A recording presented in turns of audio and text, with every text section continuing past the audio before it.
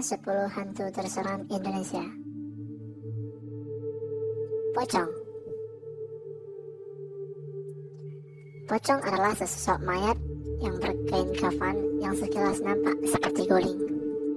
Salah satu kisah yang beredar menyebutkan bahwa pocong ini berasal dari jasad orang yang meninggal, yang lupa akan dibuka tali pocongnya saat penguburan.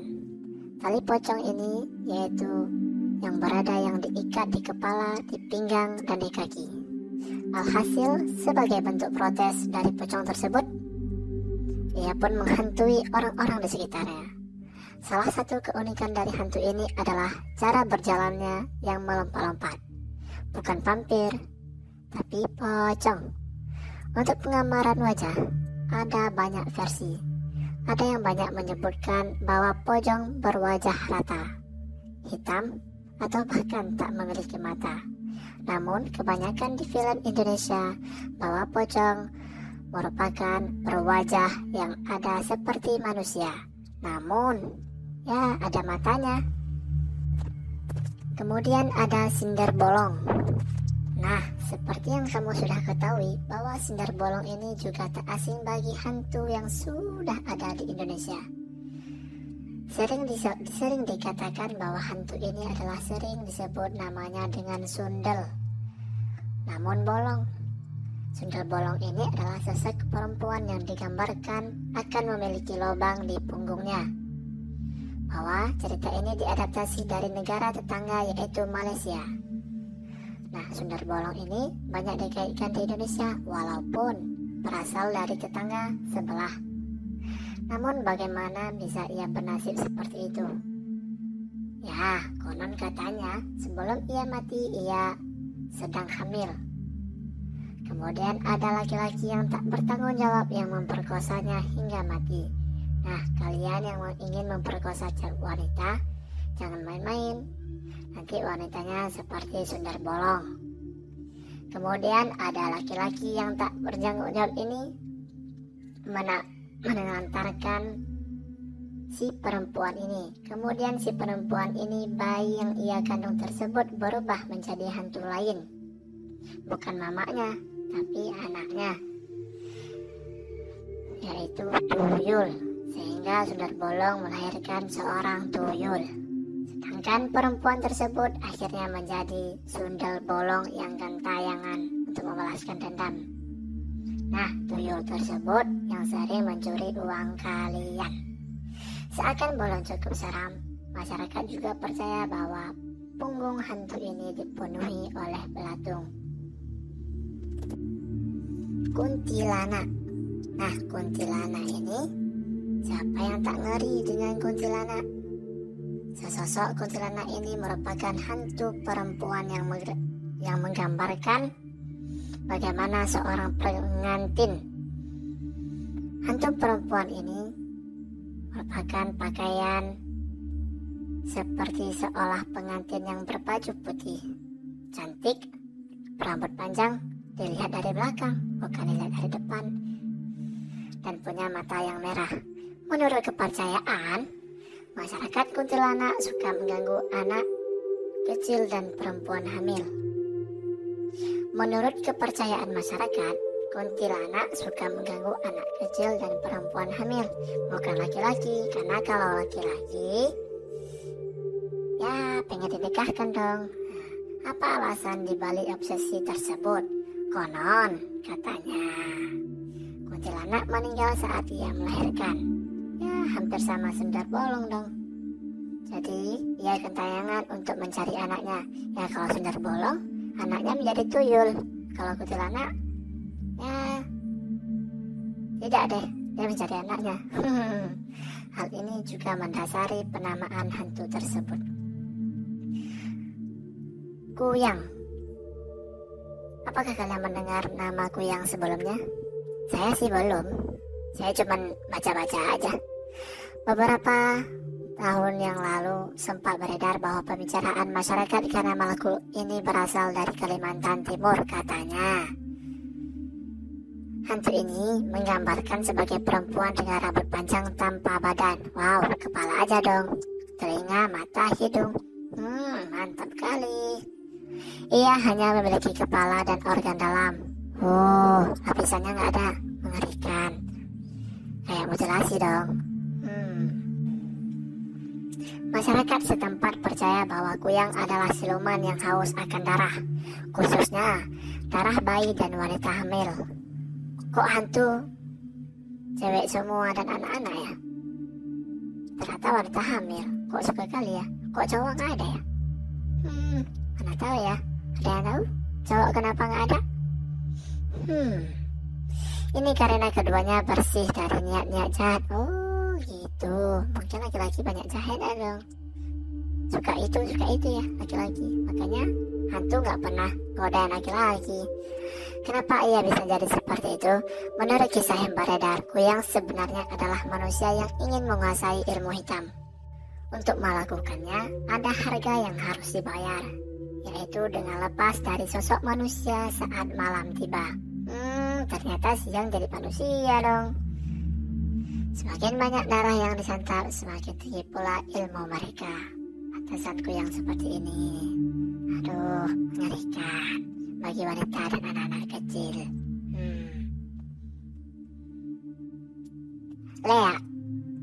Menurut kepercayaan, akan hantu Lea ini banyak beredar di wilayah Bali dan sekitarnya.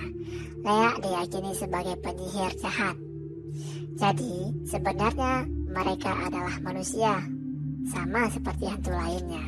Tetapi, memiliki ilmu supranatural yang tinggi seperti Lea tadi,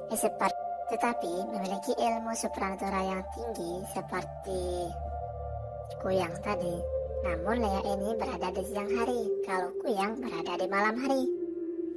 Lea ini selalu bertarget di siang hari. Beda-beda dong hantunya. Lea berwujud manusia normal. Lucu ya. Perbedaannya cuma siang dan malam antara kuyang dengan Lea. Namun di malam hari ia keluar sosok manusia untuk merampas organ tubuh demi keberhasilan ramuan sihirnya. Masyarakat setempat percaya bahwa Lea dapat berubah menjadi sosok lain, misalnya kera, harimau, atau babi. Ya, kalau ayam langsung dipotong deh. Untung bukan ayam. Ini harimau, jadi manusia takut dong. Semakin banyak pengorbanan yang dilakukan, semakin sakit pula mereka. Pengen deh hantunya jadi hewan, ya kayak kayak daging kerbau gitu. Langsung santap deh.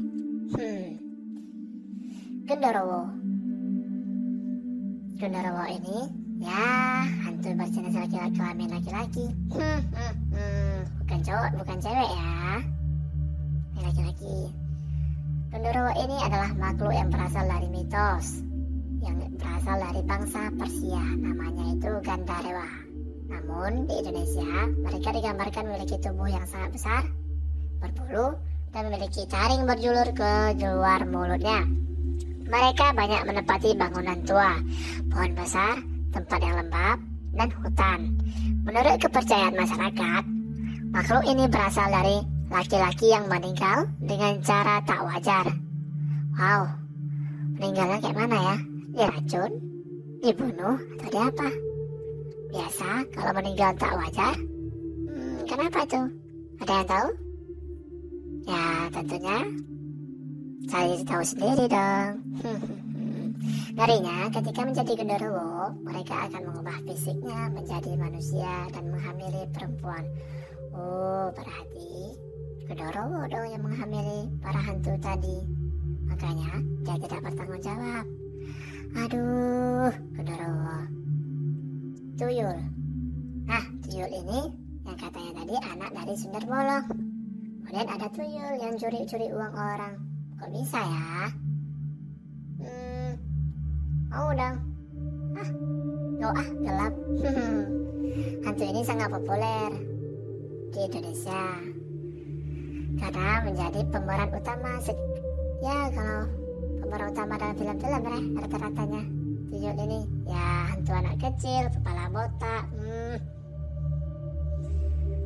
Tuyul ini digambarkan dengan sosok yang seperti komedi ya, rata-rata ya, lucu, imut gitu ya. Kalau orang pengen buat tuyul ini ya kepala botak, yang putih, langsung berjalan di malam hari. Wah, tuyul katanya, padahal anak orang jalan. Nah, tuyul ini sering ya dikatakan kalau pelihara tuyul, orang pelihara tuyul sering ya curi-curi orang. Sebenarnya itu nggak bagus.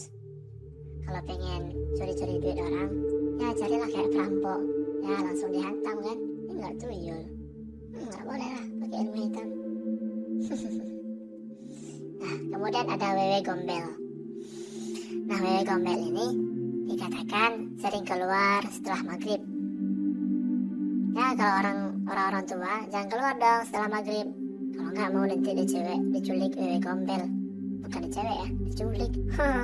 Padahal nggak ada. Padahal setan aja takut gangguin kita. Nah, menurut pesawat masyarakat, wewe gombel ini adalah hantu berupa perempuan tua yang meninggal karena bunuh diri.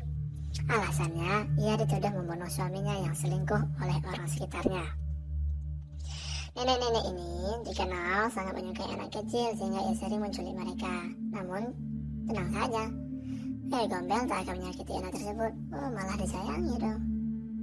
Hantu penyayang, keren dong. Bukan menakuti, tapi kok anak takut-takut? Yang membuat mereka takut adalah ternyata sosoknya menyeramkan. Aduh, takut. Jenglot. Nah, jenglot ini tak dikatakan seperti hantu lainnya. Namun jenglot ini memiliki tubuh yang kecil mirip seperti boneka. Mereka berkulit hitam seperti mumi dan biasanya memiliki taring dan kuku yang panjang. Kayak binatang dong. Menurut penelusuran, makhluk ini banyak ditemukan di Jawa, Kalimantan, dan Bali. Walaupun mirip boneka dan seakan tak hidup, banyak orang yang percaya bahwa sebenarnya mereka memiliki roh di dalamnya. Anggapan ini muncul karena banyak orang yang menyebut bahwa rambut, kuku, dan taring jenglot terus tumbuh. Percaya nggak sih kawan? Kita nggak tahu ya, padahal alam gaib itu ada. Ya percaya tidak percaya, ya alam gaib itu kita harus percayai. Mengenai asal-usulnya, sebenarnya ada beberapa pendapat yang beredar. Ada yang mengatakan jenglot sebenarnya adalah petapa yang menginginkan kegagalan. Rata-rata hantu semuanya ingin ilmu-ilmu gitu ya. Ada pula yang berpendapat bahwa mereka adalah pesugihan yang dipelihara oleh dukun. Dukunnya jahil kali. Jangan no dukun, cari uang. Gitu amat. Kemudian terakhir ada lampor. Nah, lampor ini nama hantu yang terdengar kurang familiar pada awalnya. Ya, sangat kurang familiar dong di Indonesia. Saya aja nggak tahu. Ya tahu dong. Kalau nggak saya ceritakan dong. Namun sejak dikabarkan akan difilmkan, rata-rata lampor ini pernah nonton film lampor? Saya aja nggak pernah. Masyarakat pun penasaran akan sosoknya. Ternyata lampor adalah keranda terbang yang konon dikendalikan oleh pencabut nyawa. Masa pencabut nyawa kendalikan hantu? Ada-ada aja. Ya, itu kan cerita, kisah dong. Kisah hantu ini sering terdengar di Jawa Tengah. Ada banyak yang meyakini bahwa keberadaan lampor tentang keranda yang terbang tadi. Ia sering kali berkeliaran di kampung-kampung dan membawa siapapun yang melihatnya. Korban akan mati atau kembali dalam keadaan gila. Apakah orang gila kena lampor? Lapor dong. Jika kamu dengar suara kereta kuda di malam hari, siap-siap tutup matamu, karena bisa jadi itu adalah lampor. Kok bunyi kereta kuda kok tutup matamu? Orang tutup telinga lah, biar gak kedengaran. Kalau kedengaran, jadi kita akan bertanya, ada apa itu? Dia langsung datang dong. Ada-ada aja. Ya tutup telingamu ya kawan. Nah, sekian deh cerita hantu terseram yang katanya yang ada di Indonesia.